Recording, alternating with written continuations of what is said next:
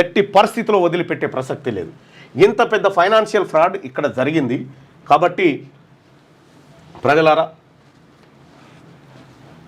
ఎందుకంటే ఆ 100 మంది మేము కూడా బ్యాంక్ అప్పు తీర్చాము, మీరు నిజంగా చెప్తున్నా కదా, నేను చెప్పిన కదా గతంలోనే 30 కోట్ల రూపాయలు అప్పు తీసుకొని బ్యాంకుకి ఎగబెడితే ఈఎంఐ కట్టాలంటే 20 ఏళ్ళు, బ్యాంక్ ఎగబెడితే 3 ఏళ్ళు జైలు శిక్ష. ఈ 3 ఏళ్ళు కూడా లేదు ఇప్పుడుగా. ఇటువంటి ట్రిబ్యునల్ ఆశ్రయిస్తే కథమే, మాఫీ. సో దయచేసి ప్రెస్ మీట్ పెడతా, చెప్తా, ప్రెస్ మీట్ పెడతా, మొత్తం చెప్తా. మా నాయకత్వం ఖచ్చితంగా దీని మీద మాట్లాడుతుంది. So thank you so much మిత్రులారా. ఈ అంశాన్ని ఎక్కువ మందికి షేర్ చేయండి. నేను వార్తల్లో, ఆ వార్తాపత్రికలలో, అగ్రవర్ణ మీడియాలో వచ్చే వార్తలు అవన్నీ మనం చదివి ఏమీ లేదు. అస్సలు కథ ఇది, అసలు వార్తలు ఇవి పత్రికలలో రావు సుమా, ఇవి పత్రికలలో రావు. ఎందుకంటే పత్రికలు వాళ్ళే, మీడియా వాళ్ళదేనా, ఎందుకు వస్తుంది?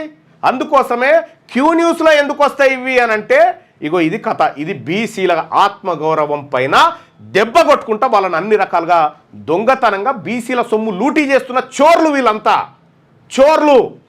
ఈ చోర్ల భరతం పట్టాల్సిందే, ఈ చోర్ల భరతం పట్టాల్సిందే. ఒక్కరిని కూడా వదిలిపెట్టే ప్రసక్తి లేదు. రాసి పెట్టుకోండి. జై బీసీ.